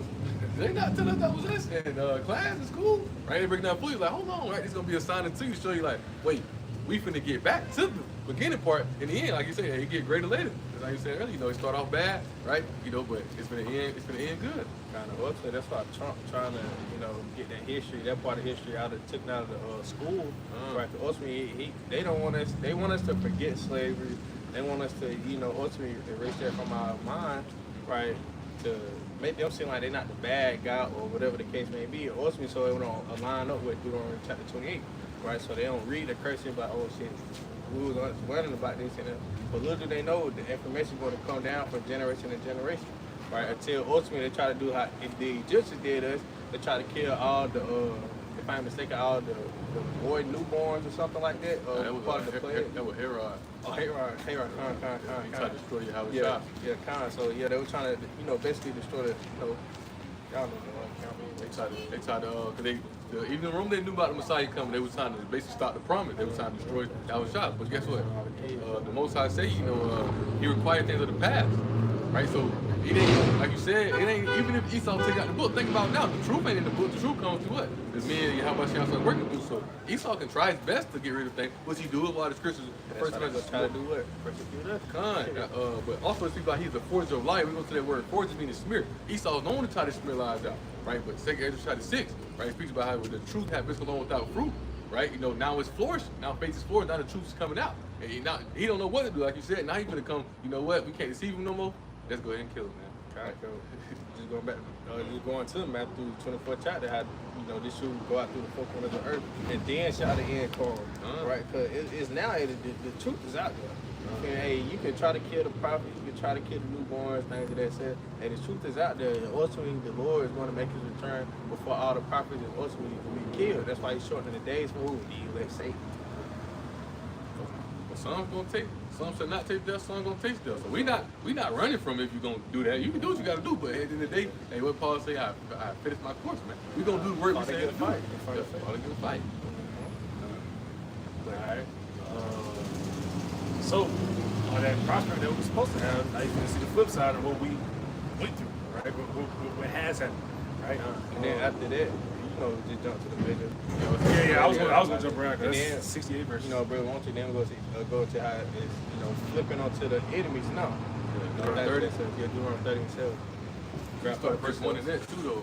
Yeah, verse 1. Because we're gonna talk about how Most High showed Moses going off and us coming back in. It's gonna go into how these curses was put on us. Don't do it. I'm going to our enemies. So Deuteronomy 28 and 15. Right, so there's the downfall, right? It says, "But it shall come to pass if thou wilt not hearken to the voice of Yahweh thy power, to observe to do all his commandments and his statutes which I command thee this day, that all these curses shall come upon thee and overtake thee." Right? So it's going to continue on to say a plethora of curses. Right? But another quick precept, Jeremiah 30 and 14, it says, "All thy lovers have forgotten thee, they seek thee not, for I have wounded thee with the wound of the enemy, and the chastisement of the cruel, for the multitude of thine iniquity, because thy sins were increasing." This is what that's what iniquity is, right? It's that they don't Jake doesn't have a conscience when it comes to sin, right? They do it one on top of the other, right? Real quick, you read it one more time. 14, it says, "All thy lovers have forgotten thee, they seek thee not, for I have wounded thee with the wound of the enemy, with the chastisement of the cruel, for the multitude of thy iniquity, because thy sins were increased." Once again, right, like I was speaking about earlier, the prophets were speaking of the curses, but they were just using different words for them. And Isaiah speaking about that wound, Isaiah 1 and 6, right? Jeremiah spoke about again that wound, right? Those were the curses. Most High put those curses upon them. Those are the wounds, right? When you wounded, you're not necessarily dead, but you hurt. You can't move how you want to. You might have a wounded leg or wounded arm. You want to be able to do what you were fully supposed to do. Right now, we fully can't do what we supposed to do. Right? We want to have, or we want to have good life. We want to have the rich. We want to have a big house. We want to have fancy cars. We want to have the best of food. But hey, we wounded right now. We under the curses right now, so we can't see those things. It's ultimately that punishment for us going off. I wasn't grabbing precept, but I'm gonna read verse 15. It says, "Why criest thou for thine affliction? Thy sorrow is incurable for the multitude of thine iniquity, because thy sins were increased. I have done these things unto thee." Right? And it goes on. But I'll just go back to real quick that you're incurable because why? What it says in Deuteronomy 26:8, "No man shall buy you, no man shall save you." Nobody can take these curses up off us. Going back to King David, that's why he was envious when he saw the wicked. He like, dang, hold on, like why they having the big fancy lifestyle? What's going on? Then he said, oh, they ain't in trouble as other people. They ain't under the curses. Nobody can save you from this, man. Jay, no matter how much you try to run to them, to Esau, to build wealth, sign his contract, do all these abundant things to have a good life in this world. Guess what? Look at Pete. You know what I mean? Look at him, right? Locked up. Look at most of them. End up dead. End up losing the rich. End up some type of way. The curse is playing effect on them, man. Right? You ain't gonna get around it. It's incurable. Same thing when you go to Babylon. You can't save Babylon, man. Right? What Most High said. what do you say to the Lord not say something, not perform it, it's going to happen, man. You can't get around it. You know, you can't undermine the curse. You can't get around it. You know, until Yahweh shall come deliver us. Then that's when these curses are going to get off. Right? So, I'm just going to read a couple of them. Y'all jump around. But Deuteronomy 28 and 16. Cursed shall thou be in the city, and cursed shall thou be in the field. Cursed shall be thy basket and thy store. Cursed shall be the fruit of thy body, and the fruit of thy land, and the increase of thy kind, and the flocks of thy sheep. So, and as you see, right, if you're paying attention, this is the complete flip of what it said. I think it's in verses 3 through 4, right? It's the complete opposite, right? Instead of being blessings in the city and in the fields, will be cursed in the city and in the fields, right? Verse 20, it says, the Lord shall send upon thee cursing, vexation, and rebuke, and all that thou settest thy hand unto for to do. For it says, until thou be destroyed, until thou perish quickly, because the wickedness of thy doings, whereby thou hast forsaken me. Right. So everything that we try to do. That's why we're not here to try to prosper. We're not here to try to get glory or any type of riches or anything in this nation. We're not here for that, because that's not for it. This is not our race, right? We understand that we're under these curses. You can read down to, you can read down to verse 46 and over. Well, I'm gonna read verse 32. Okay, so Deuteronomy 28, I'm gonna jump down to 32. It says, thy sons and thy daughters shall be given unto another people, and thine eyes shall look and fail with longing for them all the day long. There shall be no might in thy hand. Right? So you see, like they say, our sons and daughters will be given. That's why we're scattered. You know what I'm saying? Which is really going to get into the process of scattering later on. But these are just examples of what you call it, foreshadowing what's to come. Right? You said 40, huh? You should have 25, 28. 26. All these. That's what I'm saying. All these. Jumping around, really. All these got saying, bro. Nah, you go Verse 41, it says, thou shalt beget sons and daughters, and thou shalt not enjoy them, for they shall go into captivity. Verse 42. When you look at slavery, a lot of people with slavery, like, they having children being split from parents, right? They really was what they called it. Basically, they were having, like, how you breed dogs. They would have, like, breeding. They take like, no, it's like Esau's weird, but they'll take a big black bolt Jake and go, lay him down with another big a bigger woman to create, like, gene. You know how genes is, right? Yeah, try to keep the genes going, create big healthy bow slave. You know what I'm saying? but Esau was so damn wicked, man. They had, they was putting up families and things of that, of course, of sorts. But there was also, they had camps or slavery, plantation for the little girls to go to for them to grip. So there was, you see me, they were evil as hell. They was grabbing, I think like 13 and under. They were sending them to specific plantations, and graping them and things of that sort. So it's more the history than what they teach us. But That's how you know it's the same people come over again, because when you got them steam files, you know what I'm saying? yeah, the same shit, same spirit. It's the same spirit coming back. That's what they do. But put a point on there. Because that goes into the wheats and tares when you think about it. Because Esau he played a lot of his seeds into our women, and what he did was he threw his own seed into captivity. So that's why you got a lot of so-called black people that are actually Edomites. It's a tear, right? You got a woman today laying down with, creating. That's what a real bastard is. Brother, let me speak about it. Deuteronomy 23:2. I was watching this lesson a while ago, or years ago. I watched like a couple years ago. It's called "No Such Thing as Big Seed." Apostle Ron was going into that, but a real bastard is basically Israelite woman having a baby with a man of the nation, right? Because that's why it's written about no bastard shall enter the kingdom of heaven. And your mother, that also shows you what the pedigree goes from your father. Your mother might be an Edomite. Your mother might be an Israelite, but if your father is an Edomite, Moabite, or another nation that's not Israel, Sure, bastard, man. You're not gonna enter the kingdom, man. The Lord deals with men.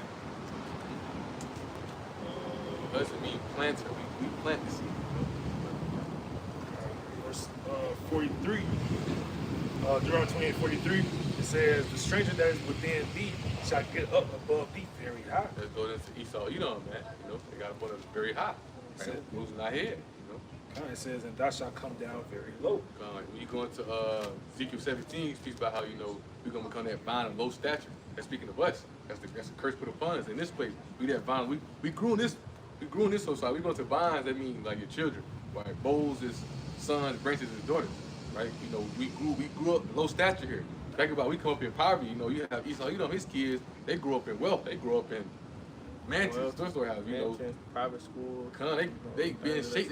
They be going to school just college paid for. all that. You know, living their life because they already know their dad gonna lead them to inheritance anyway, right? You know, so it's like, but we was that vine that grew into that low stature, man. We that vine of people who grew up in the poverty and sin. But also, that's a curse put upon them. 44, it says, "He shall lend to thee, and thou shalt not lend to him. He shall be thy head. He shall be the head. Thou shalt be the tail." We're at the bottom right now. What it says, the rich to the low places. We're at the bottom right now. But also we here, right? But spiritually, you can understand these curses. You're like, no, you really Esau, you know, you really ain't above me. Only reason you above me because I'm following you. Once I get out the way of what you doing, right, I'm gonna be back to the head. And that's the whole purpose of this truth, is to bring the elect back together to put us back into that rulership position that we were set to be in from the beginning. You really go into it, man, for like the Christian churches who don't believe that we're the true Israelites. Who else could this be referring to? How about it said it in like next verse. This would be a sign. Verse 46. But kind of, I mean, well, yeah. For 45, it says, "Moreover, all these curses shall come upon thee, and shall pursue thee, and overtake thee, till thou be destroyed, because thou hearkenest not unto the voice of Yahweh thy power, to keep his commandments and his statutes which he commanded thee." Verse 46, "And they shall be upon thee for a sign and for a wonder, and upon thy seed forever." Right? So it's clear. You know what I'm saying? Who else could these things apply to? Nobody. We're the only nation, being the true Israelites. We're the only nation who don't have, you know, our own anything, right? We don't have our own government. We don't have our own ruler, right? We're subject to we're in the land of our captivity. You know? Where we at, man? That's what it basically. I was in college, really talking about how I had one class. We were talking about how really we going to. We were thinking about Judaism, which is my black people, but like when you go into it, Israel in the whole, you know, especially Judah, like we have no identity. We have to conform to all the ways of wherever we at. You know, we in this place, that we got to be that. What's up, pal? How you doing, man? You know, we can never be ourselves nowhere. We got to conform to every culture that, you know, that we're around that we in. But we did it amongst ourselves because we were given ourselves not to even mingle with them. But we done mingle with them. Now we in that captivity where everywhere we go, we have to do what they doing because we done showed the people that our way is wrong, the way we live. That's why we in this place. We done ultimately, but it is wrong because we chose the wrong way. But when we get back to our old path that we were set to live in, the old way that our righteous fathers lived in, right? Referring back to King David, the King of Kings, man, people gonna know, hey, those are I was speaking about earlier, man. The light gonna shine forth, man. Oh, those are the righteous men. And we need to follow behind them, right? We need to get behind them. That's why you don't see Jake in many higher, not that it matter, but it's in the sense you don't see Jake in those higher up jobs and positions because you know Jake can't lead, you know. That's the stigma on our people. We can't lead. We known for they said we known as the for infamy. Ezekiel 36, the infamy and the lips of talking, right? You're going to say infamy means known for something bad. We're known for something bad. And ultimately, we're the chosen people of Yahweh Shah. We're the right. You know, just back you up. You know, we do have to adapt to every, you know, culturalism or you know everything Esau does, right? Even to the handshake. You know, a simple one of these right there. That's of Esau. You know what I'm saying? That's why you know we do like this, right? So you know we have to adapt to to the other nations doing and things of that such. But you know, and just going to being up in authority and things of that such. Ultimately, Esau, they don't want to see a person in a higher power or rulership than them, right? That's why you go to the job, the supervisors, Esau, things that's such. But they still they still got that pride in their heart, right? To oh man, I don't want this. Damn nigga over me like, what the hell going on? You know what I'm saying? So I'm be real. I don't know why this is my mind, but have y'all watch Planet of the Apes? When you doing that hand, you think of that. But you gotta watch. You watch it, man. Like Planet of the Apes is real spiritual. Look at it, man. Like how John, when you see how they be trying to control the monkeys, right? But when the monkeys get back in their own mind, they become a threat. Basically, how we is like we not conform to the ways, we not shaking Esau hand like this. Nah, man, that nigga, that he ain't. Hey, I don't like him. We can't have him in here, man. Fire him. Yeah, he ain't ready Fire yet. him, Yeah, he ain't culturized yet. Yeah, fast. You come to work with J's on and shit, but they don't like that shit. Word, boy. You gotta come with Nikes on. You can't even be matching. You can't even be mismatched socks. I'm gonna jump back up to 37. I'm gonna jump back up to 37. Deuteronomy 28:37. It says, "And thou shalt become an astonishment, a proverb, and a byword among all nations, whether the Lord shall lead thee." So like the brother's saying, they look at us as niggas or whatever you want to call it, anything but Israelites. So as soon as we starting to wake up, like you said, now we threats. You know what I'm saying? You like me when I was a cool, when I was yes sir, no ma'am, all this. You know what I'm saying? Subject. You like when I was acting like a cool, but now that it's really fuck you. I don't really have no respect for you. Although we move, wise as a serpent, harmless as a dove. But you can see I'm not intimidated by you. Now I'm a threat. You know what I'm saying? But Well, real quick, could you read 49, straight to the point there, and then read on that one where it says you should not get any rest? I think it's the 60.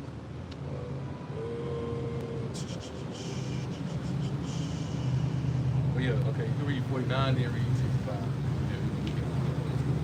And brother, I started at 64. Oh, you want 48? Yeah, I want 48. Yeah, you read 48, 49, 54, 64, and 68. Yeah, it's 65. It's 64, 65, so you don't get no rest. I'll just read 64 through 60. Oh yeah, 65 is the rest part. So verse 48, it says, "Thou shalt serve thine enemies, which the Lord shall send against thee, in hunger, and in thirst, and in nakedness, and in want of all things, and he shall put a yoke of iron upon thy neck until he have destroyed thee." Now I know brothers have seen, on images on the internet with that yoke of iron. Who went through that? You know what I'm saying? Jace, Israel. You know what I'm saying? Jacob. We went through that, right? No other nation had to do it as harshly as we did.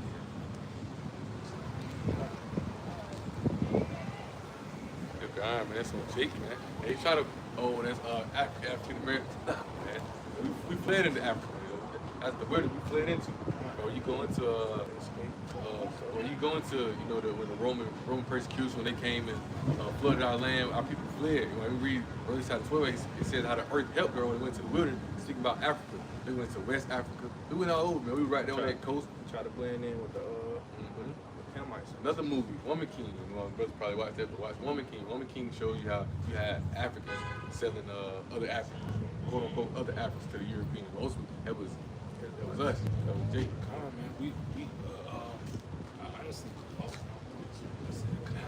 but I got the precept I wanted. But really, just like the brother was saying, you know what I'm saying? That's what I was saying. It's really back to the basics, man, because you gotta understand your history, right? When the Romans came against us, we had to flee. We couldn't stay there. So, but what happened?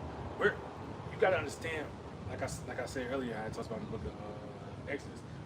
Us and Egyptians, meaning the Hamites, were not the same, right? We're completely different. They know that. You're not like some people can go to like West Africa or like Nigeria and shit like that because it's a lot of Israelites mixed in them on there.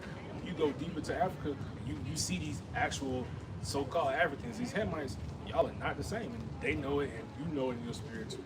But just going into that point about how we went into there, we went into captivity when we went into these Hamites, right?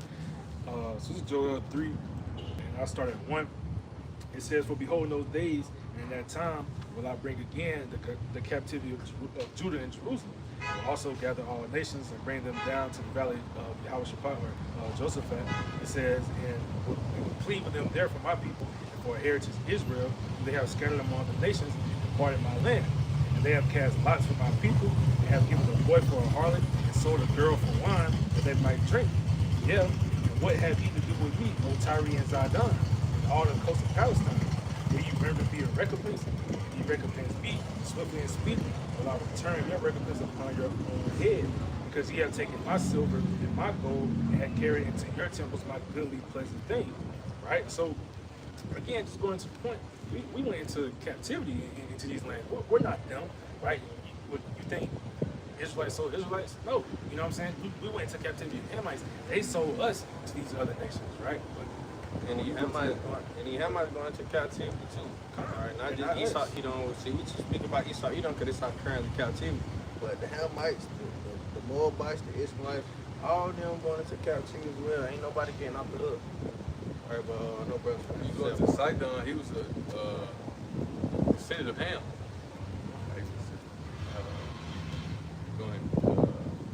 What's the name? Okay, so he says Ham. You have Ham, then you had Canaan, and then Canaan first born was Sidon, right? Going to those Hamites, Africans. Yeah, I think say it's 5 different Africans, ain't it? If I'm not mistaken, 5. Egyptians. You got the Egyptians, I ain't been so long. I gotta go back on the notes. Yeah, Canaanites, Egyptians. Libyans. I just did a quick check. GPT.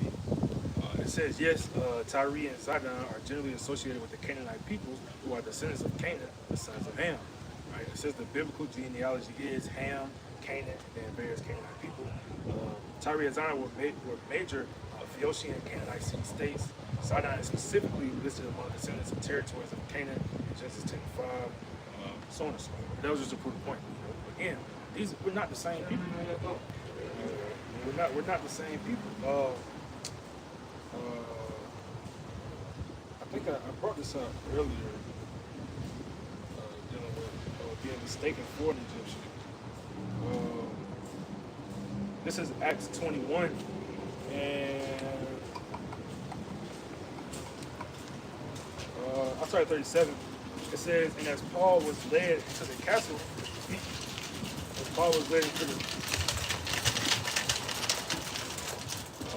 in Acts 21, what did I say? 37. It said, and as Paul was led into the castle, he said unto the chief captain, may I speak unto thee? He said, canst thou speak Greek? Art not thou that Egyptian? For these days it is an uproar, and let us out into the wilderness 4,000 men that were murderers. Right? So again, we've been mistaken, or Paul was specifically mistaken for the Egyptian. But this is how you know we were scattered, right? So you gotta think. Paul was a Greek. He spoke Greek. He was a Roman. He was an Israelite who was mistaken for an Egyptian. That's how you know we go out into all these nations, man. But well, when you going to where the angel tell Joseph to hide Yahweh Shah, and you're going to the Egyptians right there. So far, they would have that brown color skin, right? Africans, right? Can't deny that. Just say Yahweh Shah. You had a so-called white baby in the middle of a bunch of black people. Don't make sense. But nowadays they concede the fact that he wasn't white. But now they be like, he was Middle Eastern. No, man. You still can't have no front in the middle of a black people. Middle Eastern guy. Put him out easy. Everybody still in line. Like he got long wavy hair. You Arab. It don't make sense, but their spirit can't get behind it. They can't help but be against it. But going back to Deuteronomy 28, skipping down to you wanted that 48, 49? I wanted 48, 49. I wanted that 48. So it's the eagle. But you already read 48. Yeah, I ain't read 49. So verse 49 says, the Lord shall bring a nation against thee from afar, from the ends of the earth, as swift as the eagle flieth, a nation whose tongue thou shalt not understand. At one point, America was known as the ends of the earth. But point, that eagle, man, that eagle was that Roman Empire, that same eagle. It speaks about Isaiah 14. Second Ezra chapter 11 and 12, right? When Yahweh saw the lion was jealous of the eagle. That's that Roman Empire, which is still in rule today. Are you seeing that? That eagle with the Roman Empire is still in rule today, right?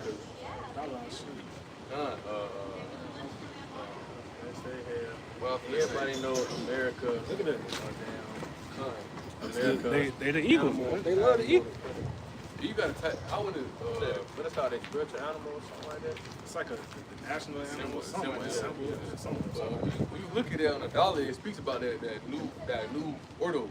You type in the back of the dollar bill meaning, it speaks about a new order, that new order they want to create. They came back in power, right? When you go to 2nd Ezra chapter 11, I said to the brother the other day, when you go down to the last verse, it speaks about when the Roman Empire fall, the earth is going to be in peace, it's going to be at rest. Has that happened yet? So that shows you that the Roman Empire is still in rule, right? And that's what I want right there. Want to say that evil. Because we still under captivity. Once that evil was going to say that Roman Empire today. But you can read 65. You 54 then. Yo, oh yeah, 50. It's like 50. You can jump to 64, 265. Yeah. Now I'm just saying like these major, you know, curses. Yeah, that describe Jake. But as you can see, how many curses we're up under, man. Because I've skipped a good many of these curses. So this just shows you how much of a lower state that we're placed at because of us going off, right? Because of us not following after the ways of Yahweh. But so verse 54, it says, so that the man that is tender among you and very delicate.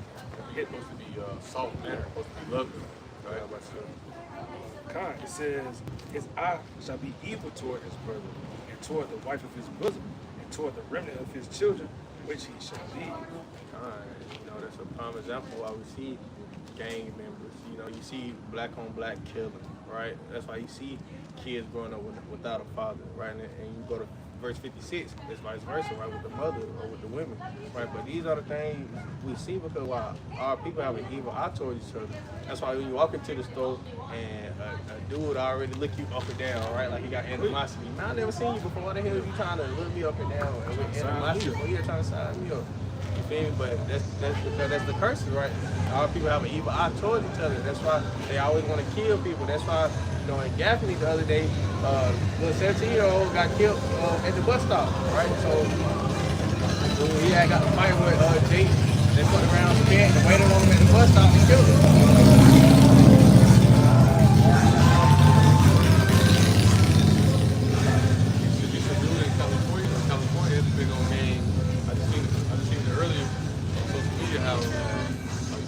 Athlete, 17 years old, he was wearing the wrong hat. They killed him. He said in Cali. Yeah, Cali. Yeah, Cali. They got but I also too much over there. I often say this too though. You know how it hit me, but Esau is crafty and cunning. You go to how Esau, the CIA created those gangs and all those whatnot because they know about dropping the guns out. They know about the curses. They know that, so they put that. Once I was earlier, they put that evil energy out. So and Jake followed Esau. You know, like. If you had a black man right here and a white man right here, most Jake can walk behind the white man because he's seen him as that prosperous guy. He's rich, he got money, white man can get him to do anything, control him, right? You know, Esau, he's smart, man. He using these. Guess what? Wotu who put the cup to him and forced him to drink, man. You know, goes to that cup, man. You know, the philosophy goes way, man. Esau, he's smooth, man. He's smooth. That's why, you know, ultimately, that's why ultimately Esau, he don't want us to kill each other. Like he want us to kill off each other. Right, even though that's what they known for doing that, Esau be killing his own kind, you know, like a motherfucker. But Esau, you know, they drop the guns off and things of that such, right? Ultimately for us to kill each other. Why you think Apostle Gabar was speaking about this, about how I think he said either about it was one of them. I think he said he bumped Malcolm X. It's something he told him like, you know, you gotta teach them the truth. But in a sense, I was get at. That's why Malcolm X was more of a threat than Martin Luther King. Because Martin Luther King, not even just about peace. He was trying to unite some them.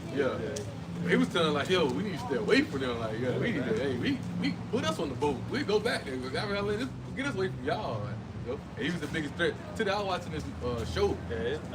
Jake, the one that killed Malcolm X. Yeah. So I watched this show. It's called Godfather Harlem. You know, it's graphic, you know, things such. But in the show, it had Malcolm X in it, right? And it was going into how, you know, basically the CIA was funding drugs and things that such. They was trying to fund the war, but they was bumping into Malcolm X. They was telling him like, hey, man, he getting too big. Like you getting up, you doing too much. Like you get too big. People actually starting to listen to you. Like we gotta quiet him. And they was showing this in the show.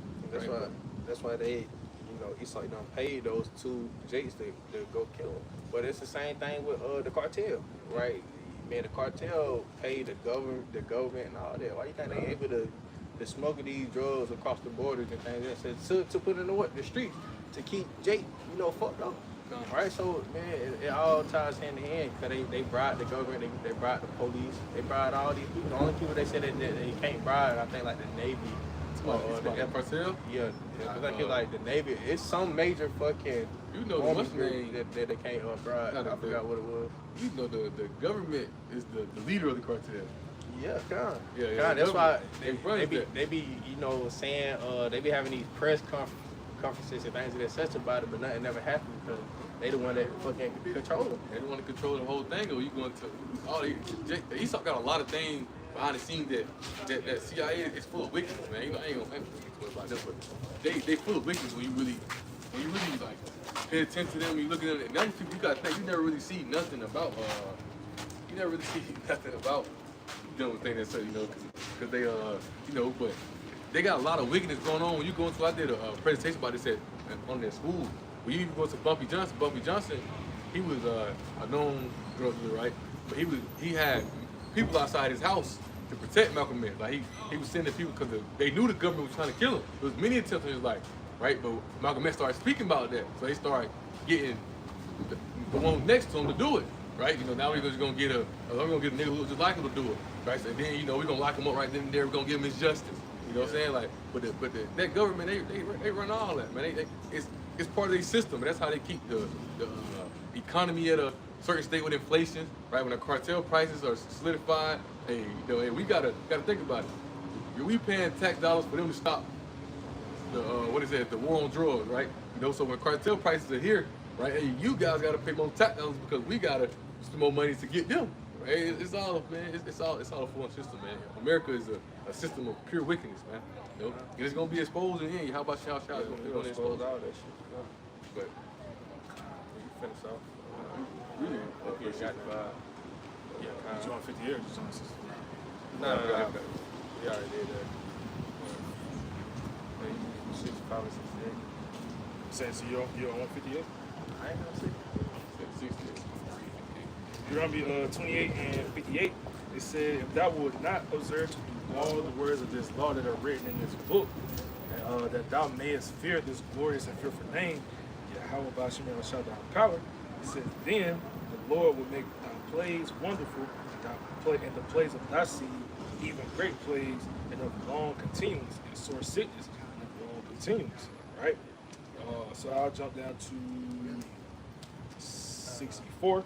Right? It says, the Lord shall scatter thee among all people, from one end of the earth even unto the other. And there thou shalt serve other gods, which neither thou know, nor thy fathers have known, even with a stone. Right? Christianity, Muslim, all things, so how we scattered all over, right? But That's how you got niggas in Spain, fucking Greece, fucking Iceland. You got Jake everywhere, man. But it's all because of the curses. And ultimately all through the trade slavery, right? This is 65. Slave trade. Slave trade. People know it. Verse 65, it says, and among these nations thou shalt find no ease, neither shall the sole of thy feet of thy foot have rest. But the Lord shall give right now. It said, you see, I'm saying, it said, the Lord shall give thee there a trembling heart and failing eyes and sorrow of mind. You will rest. yeah, I mean, it's kind of self-explanatory, man. You ain't gonna get no rest. You gonna go even when you think about it, Esau, just chasing us, shoot us with guns. Like brothers speak about, man. My first time wearing steel told him 12 hours. Shins hurt, my Achilles hurt. I be hurt for real. I'm like, man, where you gonna find no rest? Go to sleep and say no. I go to sleep for 2 minutes. My alarm going. I'm just trying to go back.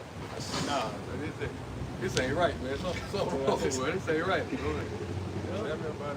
But Khan, he's like, that's the curse put upon us though. And like Brother Kashak told me something real loud. We like, I wake up, I think about it. Like it ain't the job, it's us. Like you gotta get back in that mentality, understand we under the curses, man. So ain't nothing that we can change. Like ain't nothing we can change right now in a sense, right? We gotta live out. Are you ready? 2 Ezra 7, right? You know, we gotta endure that suffering. We gotta do that pain. We gotta do that hardship, man. We gotta do that suffering. Of Yahweh Shah, man. So ultimately, in the end, it's gonna pay off, right? It's this honest path that we on. It's shaping us, right?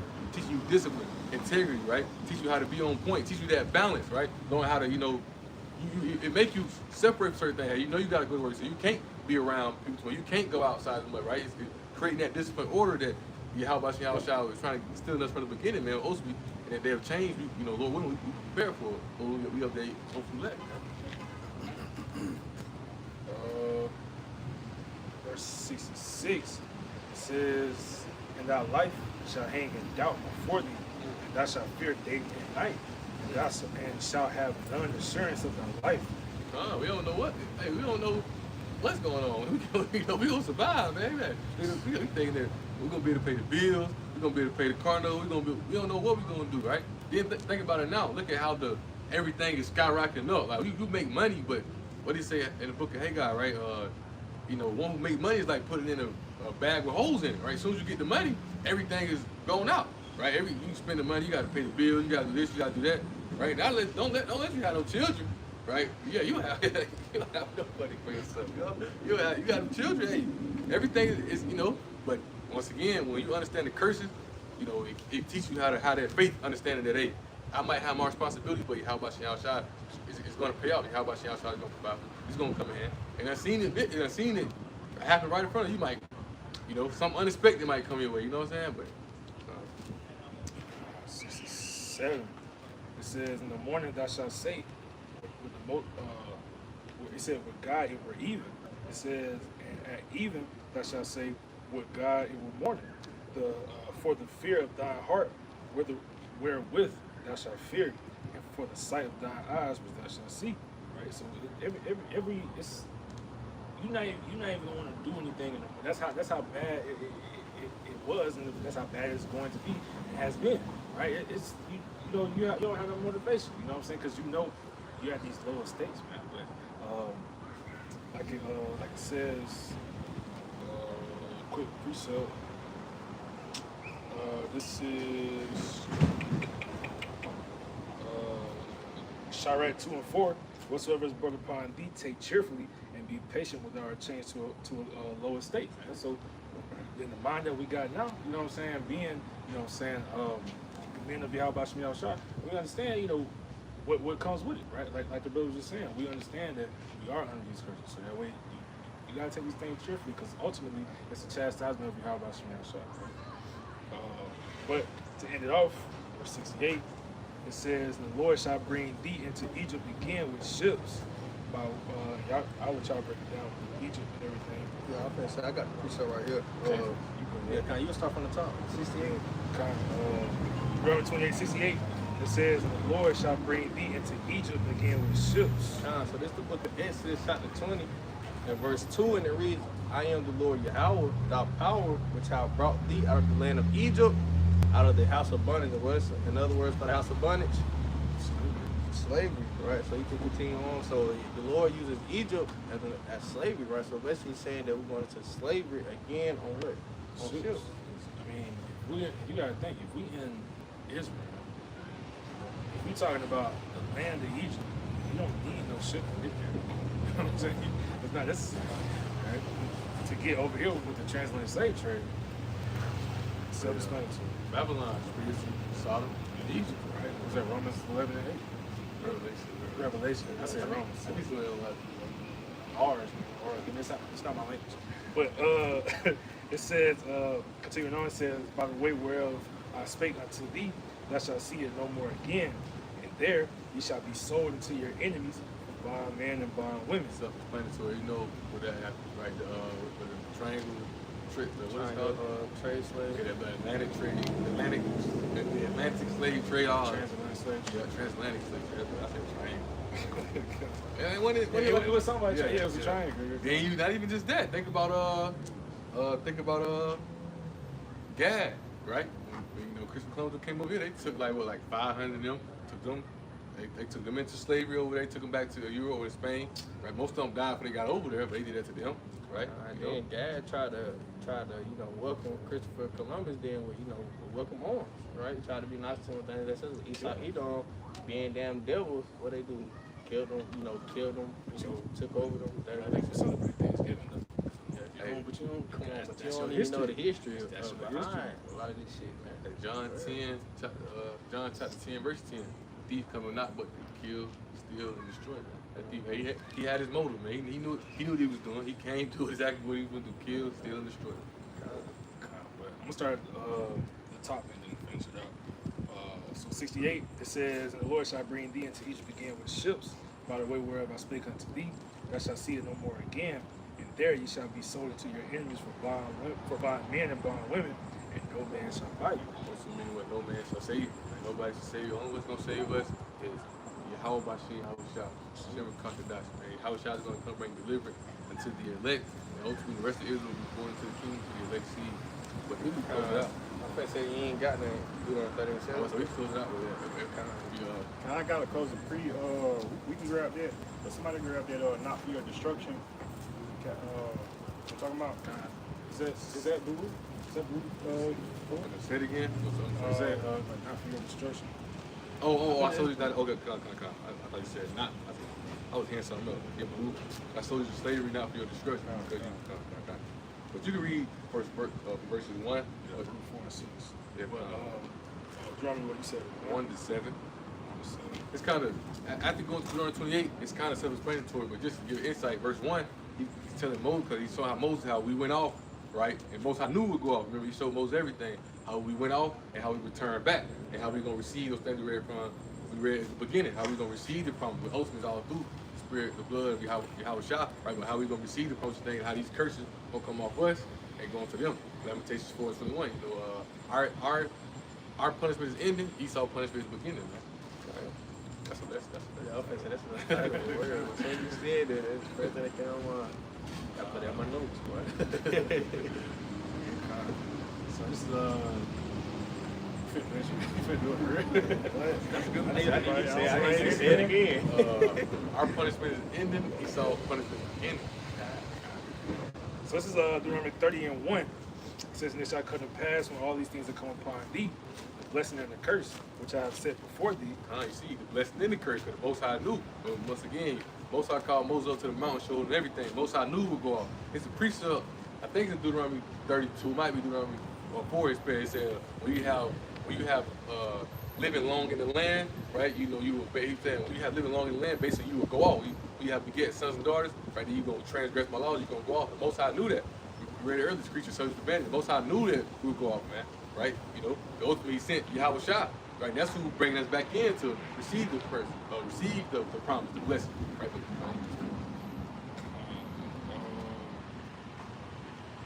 It says, "And thou shalt call them to mind among all the nations, whether the Lord Yahweh have chosen thee." Verse 2, and it says, "And shall return unto the Lord thy power, and shall obey his voice according to all that I command thee this day, thou and thy children, with all thy heart, and with all thy soul.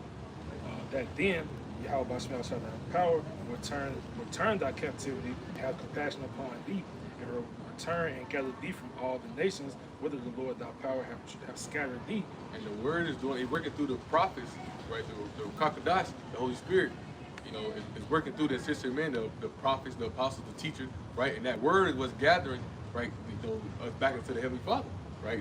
That word was gathering us, right? And Most High dealing with us through the Spirit, right? And it's bringing us back closer. Remember, we always mention how the Most High can't build upon us these filthy bodies, right? So we get back to that spiritual mindset. I build it in my conscience. We get back to that.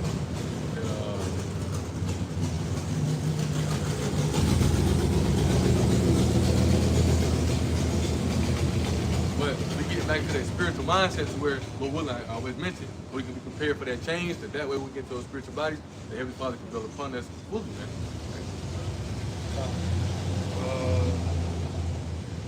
Verse 4. Say it. Verse 4 says, "If any of thine be driven out unto the outermost parts of heaven, from thence will the Lord Yahweh gather thee, and from thence will he fetch thee. And the Lord thy power. Well, I just really say, the truth got to be teaching to the four corners of the earth, because it's going to be gathered from all over, man. The elected, Israel is all over. And it says, and the Lord thy power will bring thee to the land which thy fathers possessed, and shall possess it. And he will do thee good, multiply thee above thy fathers. And the Lord thy power will circumcise thy heart and the heart of thy seed. That meaning that's going into your mind. When you understand it spiritually, right? When you understand it in a sense, the law was that we're supposed to be circumcised, right? But that's going into our mind. That's like, yeah, heart into your mind. That's another lesson. When you go into Romans chapter 2, right? He speaks about when you circumcision, I mean you walk in the laws, and when you uncircumcised, I mean you're not. And most times going to put it back in that way, ultimately the second covenant, right? I'm gonna put my laws and prayers in your inward parts, right? We're gonna walk in the righteous way because it's gonna be in there. That's why he said I'm gonna circumcise your heart, I'm gonna circumcise our mind. We're gonna be spiritual bodies walking in that righteous way. That's why we're preparing in that way now, right? But So starting at the top, it says, and the Lord thy power will circumcise thy heart and the heart of thy seed, to love the Lord thy power with all thy heart, with all thy soul, that thou mayest live. Verse 7, it says, and the Lord Yahweh thy power will put all these curses upon thy enemies, on them that hate thee, which persecute thee. so we read to you how we going through our persecution, we going through our suffering, we going through all the pain and hardship, because also we brought it upon ourselves, right? You know, whom was just the Lord will. But at the end of the day, guess what? We finna receive the promise. We finna receive the righteousness, right? You know, we don't receive the judgment. We don't receive it. We get it right, right? Ultimately beginning with the elect. But now, right, as Lord willing, the brother gonna go into in a little bit, right? Esau, your punishment is on Esau and you other nations as well. But beginning with Esau, your punishment is right to the doorstep, man. Now it's time for y'all to go through y'all suffering, y'all pain, y'all hardship, right? Those 1,000 years is gonna be, we're gonna be, how should I say, ruling with a rod of iron, man. There ain't gonna be no slack, man. There ain't gonna be no slack. It's gonna be on you day for day, man. You know, so this is Baruch, chapter 4. Right? I started verse 2. It says, "Turn thee, O Jacob, and take hold of it." Right? Walk in the presence of the light. This is knowledge, wisdom, understanding. Therefore, thou must be illuminated. It says, "Give not thine honor to another, nor the things that are profitable unto thee to a strange nation." It's a precept in Jeremiah. They speak about how how Jacob is really giving himself into nothing that's profitable to him. I mean, what? Serving these other idols, serving these other gods. These idols, these gods can't do nothing for them. Walking away these other heathens ain't gonna do them, leads to destruction. It's not profitable for you. It ain't gonna bring you nothing but death, right? It says, "O Israel, happy are we, for the things that are pleasing to Yahweh are made known to us." When you go to the precept deep, we understand it. Look at these other nations, right? How the Heavenly Father speak about, I want to say it's in Psalms, how these guys have a mouth, but they can't talk. These guys have eyes, but they can't see. They have ears, but they can't hear. They can't do nothing for these idols, right? JC, how you want to put it? JC, Allah, all these, man, they can't do nothing. When the day of the Lord, these idols ain't gonna do nothing for them. But for us, we can be happy because we have the true power on our side. And the things that are pleasing to him, we able to be on his side. The things that are pleasing to him, we able to do those righteous things, man. But verse 5, it says, "Be of good cheer, my people, the memorial of Israel. You were sold to the nations, not for your destruction, but because you moved Yahweh to wrath, you delivered into the enemies." Right? We went off. Right? As you read, when we went off, right, the Heavenly Father allowed the other nations to come up against us, man. Right? But he didn't do it for us to be destroyed. He did it for us to learn and get right. Also, when you know what the punishment is, you know what, your mama ain't give you a whooping to kill you. Your mama, when you get in trouble, your mama don't just come in there and start stabbing you because you know, right? You know? And we know the punishment of sin is death. Also, that's mercy, man. Right? The Most High allowing us to still be here, having laws, having the way, Most High giving his mercy unto us. But we in that mercy period. Right? We wasn't put over here to be destroyed. We put over here to get ourselves together, get it right, and return to Yahweh Shah. Reflect, right? Look at what we're going through while we're here, right? What got us here, right? And how we can get back to what we're supposed to be, right? That's all it is in one, man. You know, that ruling class mentality, right? Lamentations 4, right? Understand that our punishment is done because we understand what we under, right? We understand that, hey, we under the curses. So therefore, now we've been given the path to basically get him up off of. We see his curse gonna be lifted up off us. So now it's time for us to get back in that righteous way and do those things that are pleasing to him, so we can get these bad things up off of. Just to add on, you know, at the end of the day, these curses, they really, like the scripture says, it wasn't about destruction. The curse is almost like a covering. It really was the best thing that could have happened to us. Because the Most High really wanted to do away with us, right? Isaiah chapter 1, he says they wanted for the remnant, right? Our nations would be like unto Sodom and Gomorrah, man. Think about the earth before. The Most High wiped all them out. He destroyed all of them with the flood, right? You know. And guess what? He gonna destroy this earth too, but he gonna do this with fire. But ultimately, guess what? We have an elect who they gonna be delivered. But when we of the elect, man, Lord, we of their number, they're gonna be delivered, right? So, like I said, these curses was ultimately, right? It was a good thing, man, because it helps us reflect. It helps us see, like, yeah, I'm not doing that again. I ain't walking that way again. I'm finna get right, you know. Those guys don't want to listen. Hey, last time on Spirit, the brothers and sisters want to go do it again. You stayed in the house. You know, you didn't want to fall into that way. All right. And with that, Lord willing, this camp was edifying. Until next time, we'd like to close out by giving all praise, all honor, and all glory to the Most High. Yahweh, Bahashem, Yahweh Shah, Bahashem, Kakadash. Double honors to the apostles and the others, the great millstone, Shalom, and Shalom to the hopefully elect. Shalom, shalom, shalom.